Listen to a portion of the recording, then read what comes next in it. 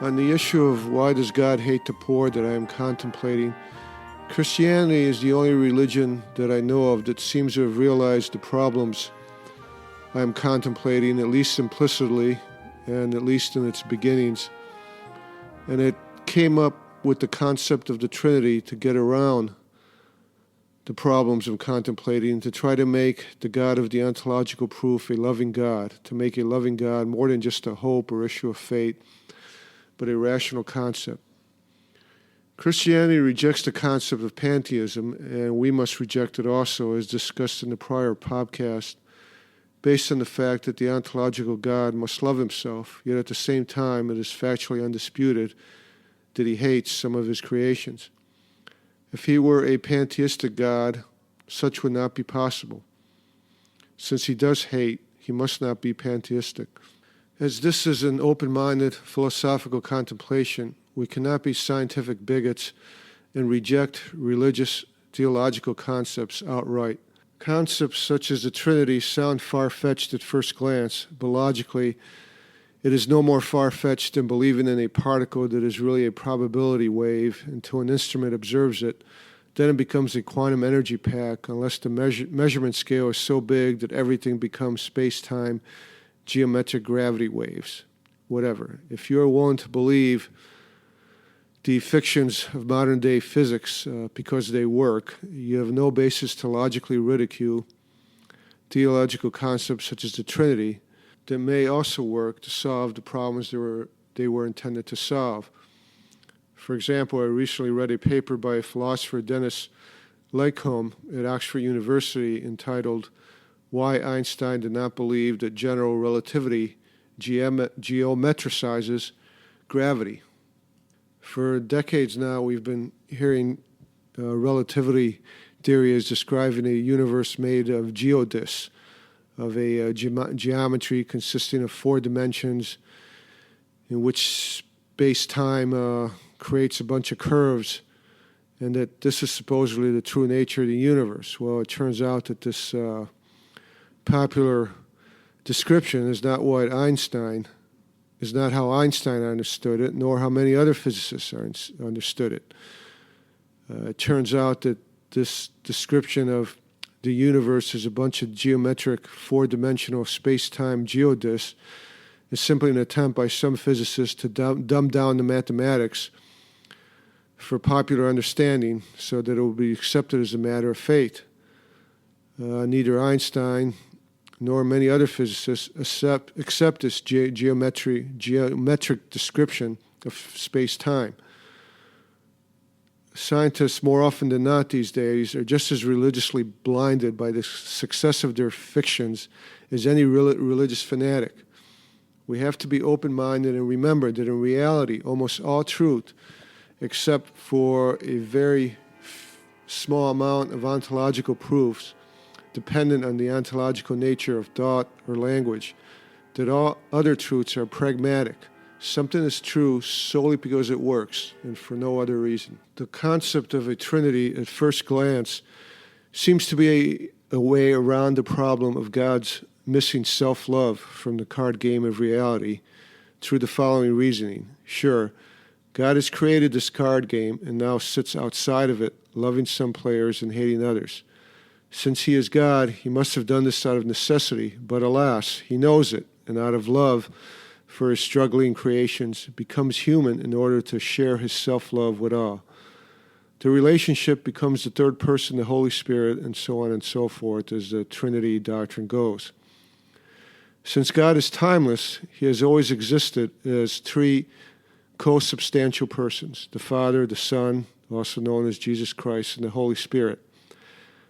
These 3 persons exist as one God in 3 divine persons, and so on and so forth as the concept goes. As nice as this implication seems, however, the Trinity concept on the issue of God's love and hate of humans is a two-edged sword. Sure, it provides a means to get God's love back into the card game, but it also provides an ontological basis for God's love being out of the card game in the first place. If God truly does have a human person as part of his nature, as Christianity states, that human person must be able to hate or it would not be human. By admitting that God exists as a human person in one of his, in part of his substance, Christians are admitting that God can hate. According to Christians, by reference to the Sermon on the Mount and the Beatitudes, they argue that this second person, Jesus Christ, may have the option to hate, but has always chosen and will always choose not to hate. As usual, biblical arguments depend on a careful picking of biblical passages while ignoring others.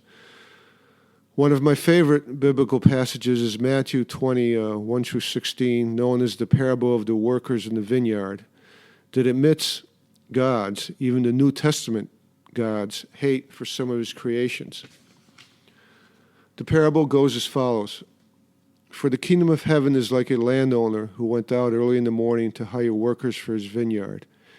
He agreed to pay them a denarius for the day and sent them into his vineyard.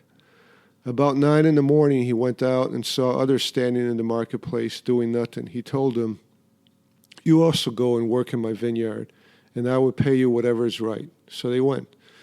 He went out again about noon and about 3 in the afternoon and did the same thing.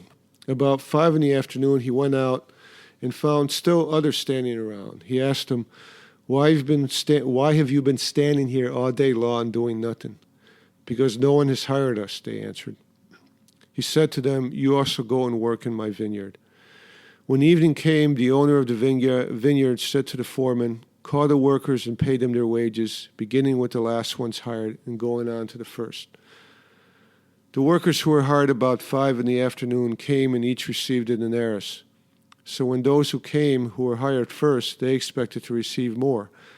But each one of them also received a denarius. When they received it, they began to grumble against the landlord. "Those who were hired last worked only for 1 hour," they said, "and you have made them equal to us who have borne the burden of the work in the heat of the day." But he answered one of them, "I am not being unfair to you, friend. Didn't you agree to work for a denarius? Take your pay and go. I want to give the one who was hired last the same as I gave you. Don't I have the right to do what I want with my own money? Or are you envious because I am generous?" This is a passage where the Jesus Christ, person of the Trinity, essentially admits to the hateful nature of God and sees no problem with it. God is being unjust, unfair, and a hateful capitalist to the workers who spent all day working hard for him in the hot sun. But according to God, so what? It is his vineyard and his money. He can do whatever he wants with it, which is true.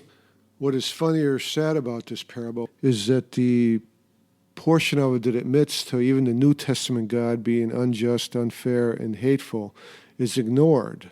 Usually this parable is taken as a lesson of envy, that the workers who worked all day and expected real money for their work were committing the sin of envy. If it is envy to get equal pay for equal work, then I don't really see how envy is much of a sin. But whatever. If you're going to argue the Trinity as a way to get God's love back into the card game of reality, one must also have to admit that it may be the Trinity is the reason why the love was out of the card game in the first place. If God was really just one being, in reality is pantheistic with this being, we would all by necessity know equally of his love. Since he is not, but includes a human person, this human person may be the means by which he stays out of the card game. Regardless, this is a side issue, and we're definitely getting into areas whereof one cannot speak, thereof one must be silent. Not asking how God hates the poor. Again, he is God. He can do whatever he wants, as the parable of the workers admits. If he wanted, he could have started all the workers at the same time. He could have created shift work so that all the workers work the same amount of hours. He could have created some kind of pay system where everyone gets equal pay for equal work. As an all-powerful God, there are an infinite number of things he could have done, but he didn't. He did what he did, and the Trinity provides no answer on this. And he does what he does. He clearly hates the poor and treats some life in reality different, better, or worse than others. We seem to have reached the point at which we should be finally able to answer this question. We have discussed the ontological nature of God, varying from justice to morality to good and evil and many other issues. So what is the answer to the question that I've been asking?